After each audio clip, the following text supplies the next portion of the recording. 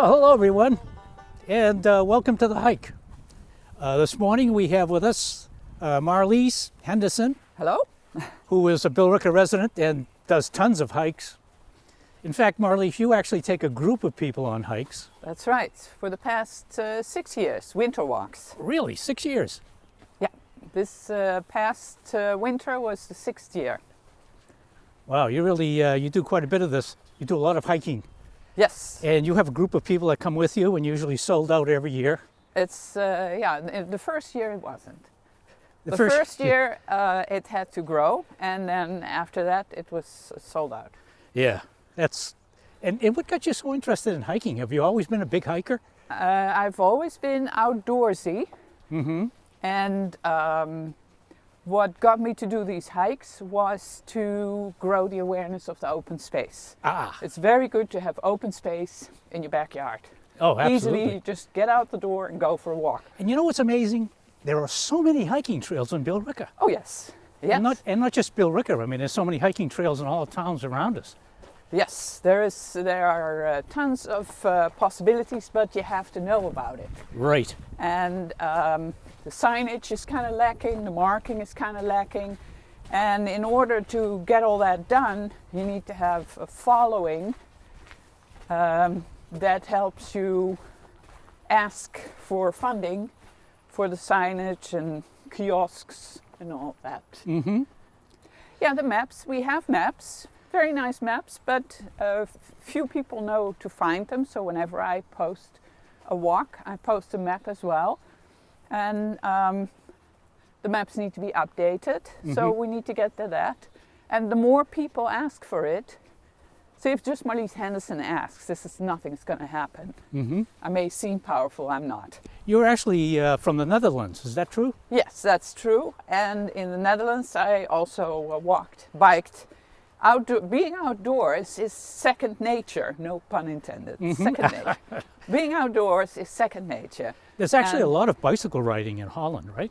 Yes. From what I understand. Yeah, the city center, you can't get there by car. Mm-hmm. And so you take your bike, and it's a strange thought maybe here, but when you get used to it, it's so much easier and cleaner.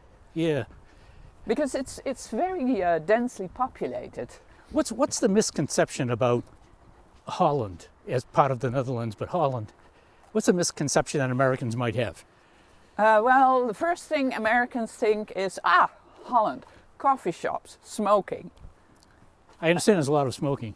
Well, not when I was there. I mean... Did you stop it? No, I didn't stop it. It was not a big deal. When I went to the United States in '82, and everybody was like, "Oh, Holland, Amsterdam, smoking." I'm like, "Yeah, well, not me." I mean, it was like such a big deal. Mm-hmm. It was such a big deal that I actually tried it myself, but not because I was Dutch. It was because I was in America, okay? So anyway, we're in a sand pit here, aren't we? Yeah, take a look around. Take a look around. Yeah, this is like a sand pit. They call it the sand pit. Uh-huh. This is not townland, even though it has been offered to the town in 2015. And the Board of Selectmen talked about it extensively with lawyers and everything present. And it was decided to accept the donation, but contingent upon whether Conservation Commission would accept it, whether there was a plan to see if it was not contaminated, and a thorough title search. Oh yeah. That not having been done. So this belongs to the town now? No, it's still in the Registry of Deeds. Oh, they didn't accept it? Well, they accepted it. But after the Board of Selectmen make a decision, it needs to be acted upon administratively. Oh, so that didn't happen yet? No, not yet. Well, it's only been, 5 years? Yeah, I'll give them time. So, but this is a sand pit. Oh, and a liability study needed to be done. Uh-huh. That was part of the pending on. And of course, this is a good playground, as you can tell. Yeah, well, And it's I'm a not nice, going to advertise it yeah, because it's a nice little place. and I do recall there was a few years ago an accident with a snowmobile in this general area, and a helicopter had to come out at 2 a.m. Oh my goodness. So it might be better if this is town land, because then the police have a possibility to control it. But now they can't monitor it because it's private land, and the owner doesn't care. He offered it to the town. Tell me about Jones. Mr. Jones, yeah. It wasn't a Jones that was here for a very, like a settler. There was a Jones, Nathaniel Royal Jones. He was a friend of Warren Manning. He was a businessman here, and lived on Tufts Lane. Right. And my hunch is, and I haven't been able to verify it, that he named the donated forest after his father. And the father must have been, it was land of the father, Nathaniel Parker Jones. And he passed away, I have it on my cheat sheet, early 1900, I think 1902. And then there was land donated in his name, just like for Colrush. His wife donated Colrush land in the name of her husband. So there would be a memory of him. We haven't hit the trail yet. No, we'll get there. Yep. I just wanted you to experience the sand pit. Oh, of course. I love sand pits. This is, you wouldn't think you're in Billerica, you know? No, you wouldn't think. You know, there are a lot of places you wouldn't think you're in Billerica. Yeah, this is an experience. And So you're married to Brian, who also is kind of an outdoors person like yourself. oh yeah, definitely. Luckily, we're very fortunate that we have the same hobby. Yeah. Where'd you guys meet? In Nashua. In Nashua. Let me think. Where are we going? We're going This a way little here? bit straight, yeah. In Nashua. Wow.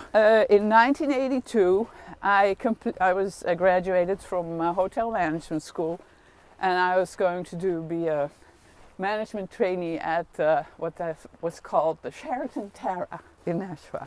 I think it's a Radisson now or something. And towards the end of the 1 year, I was managing the restaurant then for like a few days, because I went through all the departments. And then they hired 2 new waiters, and one of them was Brian. So we're getting to trails here. So he worked his way through college, and we followed this trail. So now we're kind of getting in Jones Forest, huh? Ah. I think this is part of the Ferrens Country Club. Oh, the golf course. Yeah, the golf course is right there. Oh my goodness. Yeah. What is that? The fifth And hole? from- I forget. So this is the little connectivity with Jones Forest. So it's just to get back to the topic, not to get away from So Brian. Get back to the topic of the connectivity and the Did we finish with? developers then. Did we finish with Brian? Finish him off? No, that's a long story. No, it's just good to know Yes. this connectivity is very important between the Lock School and Town Forest, because you have the parking there, and the students have access to nature studies.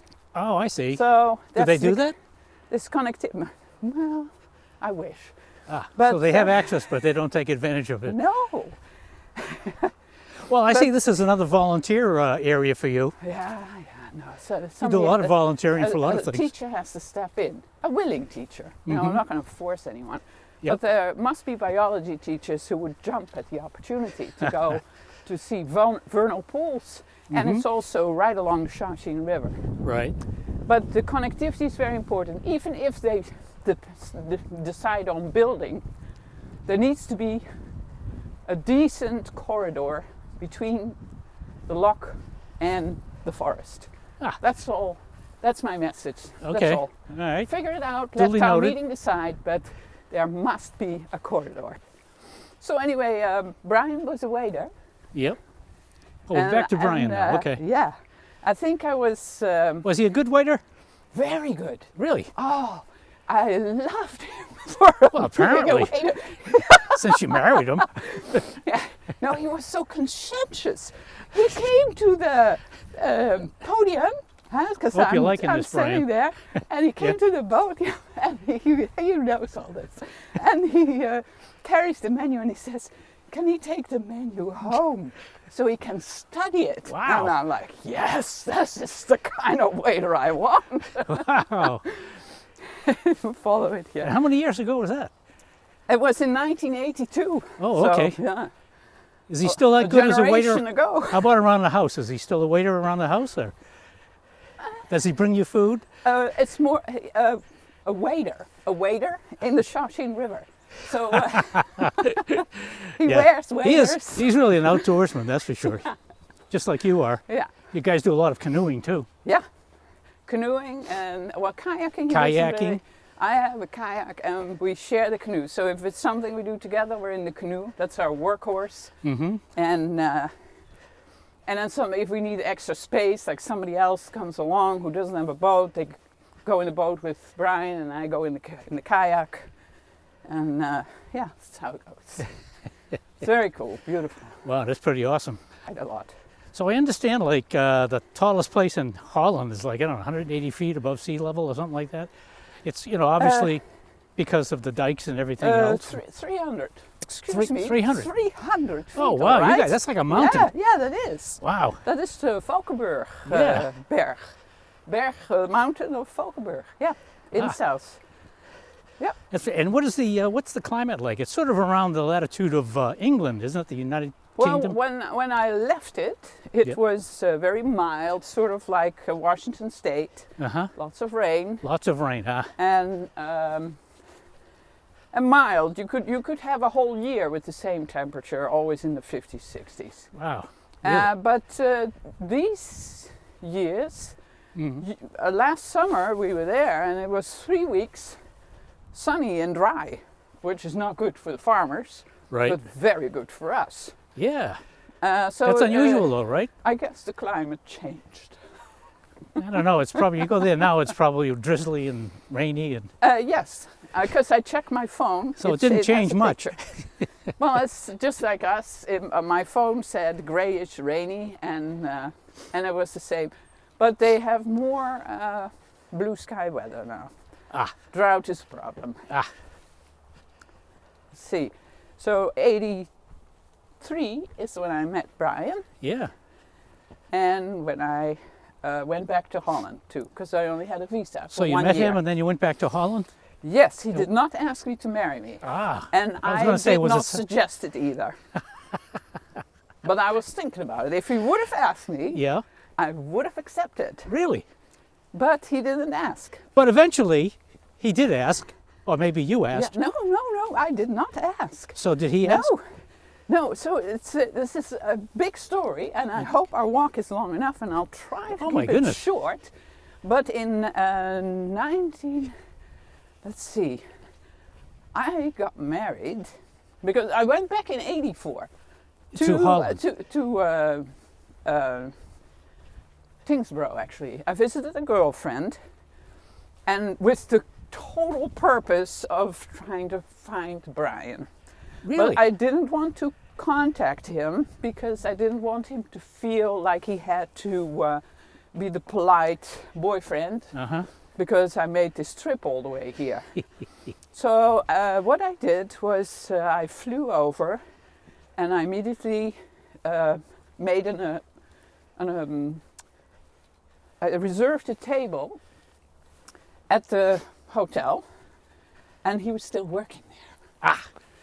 And So your plot is and I working. asked, my plot was working, and I got a table reserved in his station. Does he know this? He knows this story. Okay. Yeah. You told He him was this there. before. No, he was there.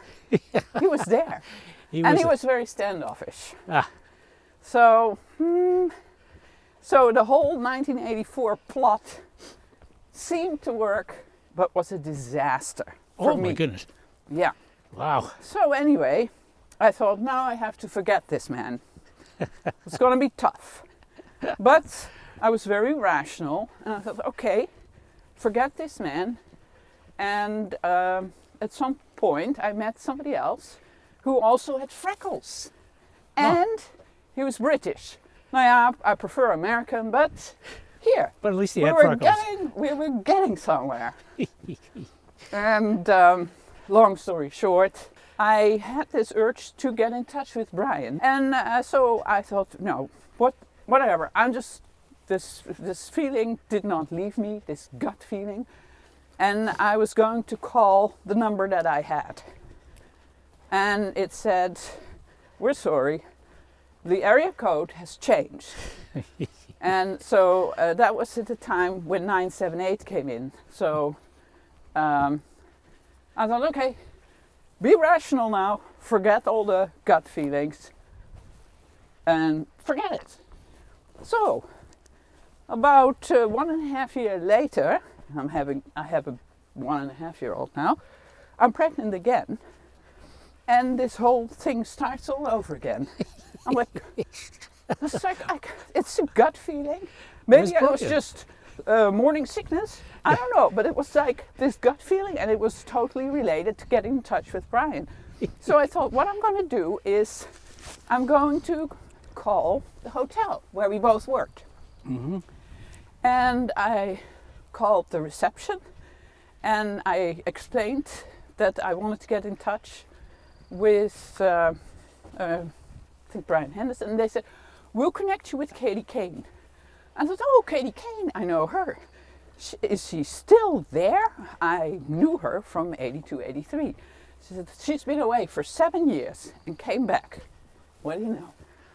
So she's like the human resource person, has been away for 7 years, comes back. And I get transferred to her phone, but I get voicemail. So I leave a voicemail and I tell her, I'll write you a letter. And I write her a letter and I ask, can I get in touch with Marlies Henderson? Here's my address. I didn't hear anything for 2 weeks. And then I got a telegram. A telegram? A telegram. Wow. I never had a telegram before. Do they still have those things? Wow. I don't know if they still have them, but they had them then. Telegram? Yeah, it was like... From Brian? Yes. Wow. And what did he say? It said that he was going to the Netherlands. He just got his master's degree in psychology, and he wanted to travel. He's been looking for my address, and briefly before he left, he got it. That's another story of coincidence. And then at the bottom signed, Love, Brian. Wow, so you felt really good. I thought I was sinking through the floors. This is an interesting bridge. Yep. The Jones River has been dammed up a little bit. You can hear it if you quiet. Is it from beavers? Yeah, yeah. Mm-hmm. Because in February... I noticed when we said beavers, you started softly speaking, like you don't want to disturb them. Wow. Beavers, yes, beavers. Wow. Wow. Yeah. It's a problem. It's a problem. This river it's turned into a lake. What river is this? Jones River. Oh, Jones Brook. Jones Brook. Boy. And actually, in Warren Manning's maps, it is Wright Brook. W-R-I-G-H-T. Ah. Wright Brook, which started by Fox Hill and then slowly goes towards the Shawsheen River. Mm-hmm. But after all the building, they fill, they sort of drainage ditch it and pipe it.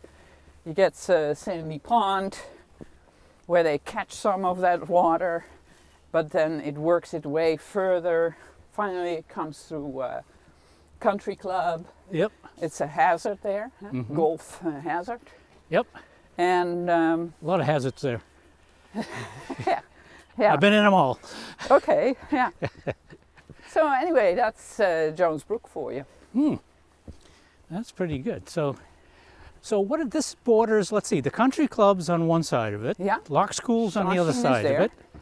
Shawsheen, Little England. The Shawsheen River. Yeah, this is. I bet people don't know about this too much, but It very would nice. be good if people know it and regularly walk, because this is a very healthy woods. Don't, you know, if you see a lot of fallen trees, but a dead tree has more life than a living tree, with all the little beetles and bugs that are in the, you know, it's all ecologically, this is a very healthy wood. Has vernal pools. I've Oh, seen those are the good. egg mass of spotted salamanders. yeah, the And blue-spotted salamanders, right? there is a bit of a problem with, as you can see from all the tracks, with ATV use. And Yeah, sometimes that happens quite a bit, though. yeah, But and it is a good that's, woodland. if they stay on a trail, so be it. Mhm. You know, they fixed the bridge for me. The bridge was Oh, they getting did. too narrow. It didn't span enough of the Beaver-made lake. Mm-hmm. So here I'm happy that the ATVs at least made access, you know, continued access possible. Mm-hmm. Oh, this one I really got. This is a pity. Oh yeah, You want some left coffee? a coffee cup. I should tell you that Straw too. Marlies, as we're hiking, she always does anyway, picking up trash, coffee cups. That's what she's doing right now.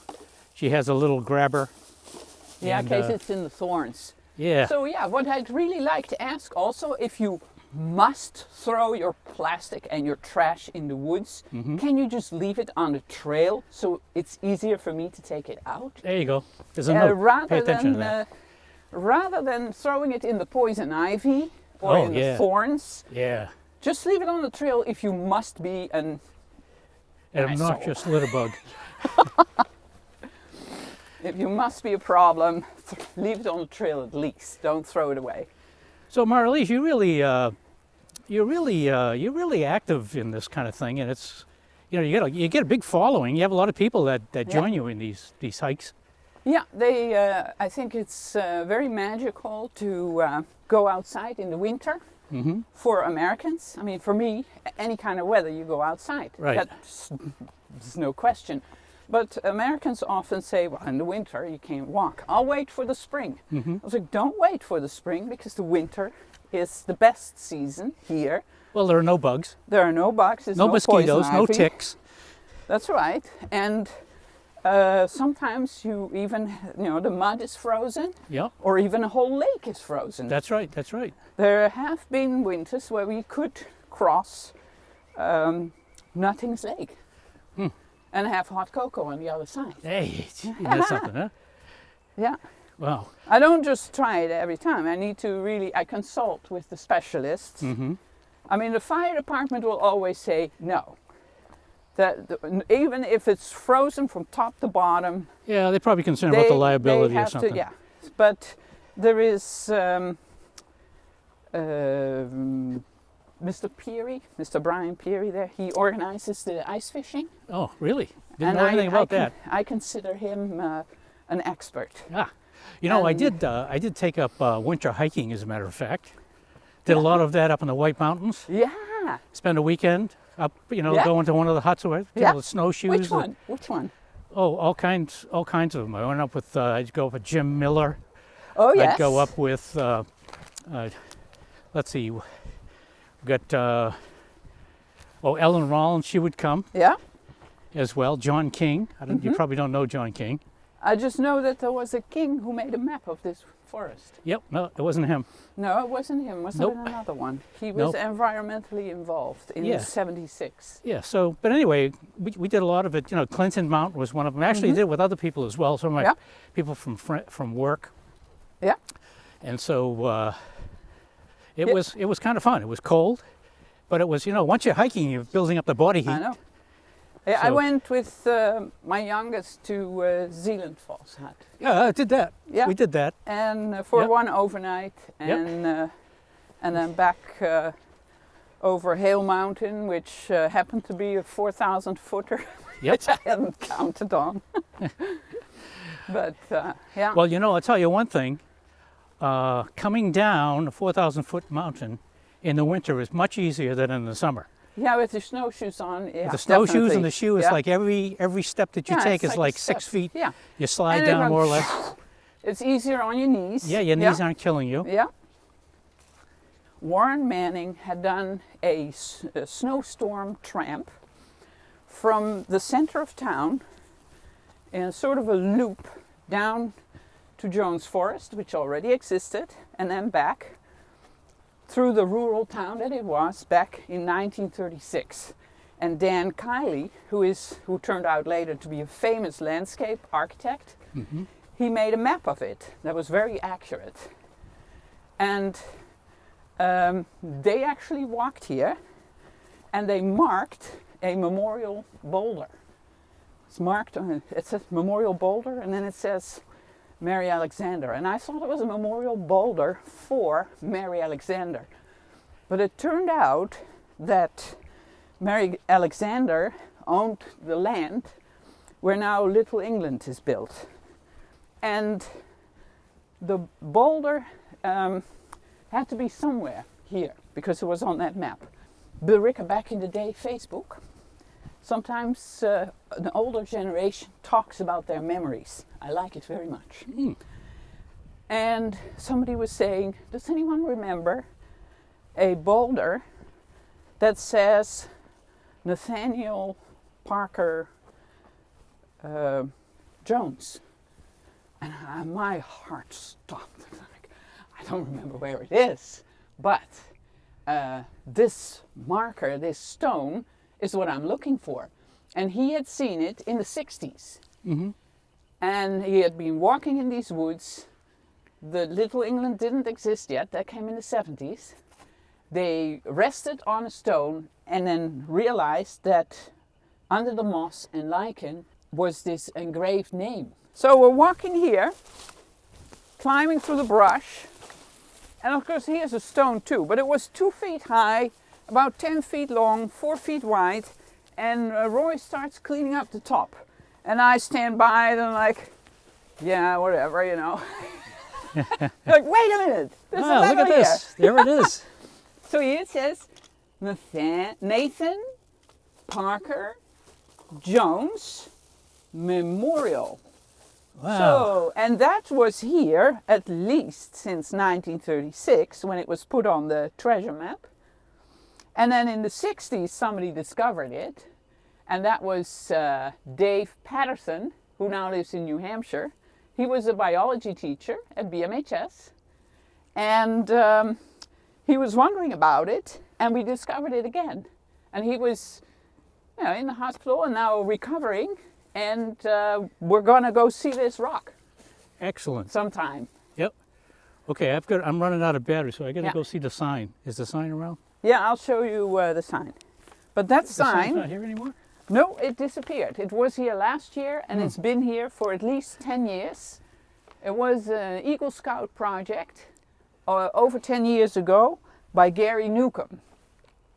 And So Gary Newcomb... This is where the sign was. This is where the sign was. It hung, and it's a very nice sign. And I sent you a picture so you can Okay. put that in. Yep. And now Nick Giardina is working on the new one. Oh, well, all right. Well, gee, Marlies, thanks a lot. I think we're getting near the end of our hike now, and certainly was a pleasure walking with you. A lot of Yeah. information. Yeah. You're a good person with all of this kind of thing. Billerica is lucky to have you. Yeah, my pleasure. Okay, everyone. Thanks for hiking with us. We'll see you. Bye. Bye.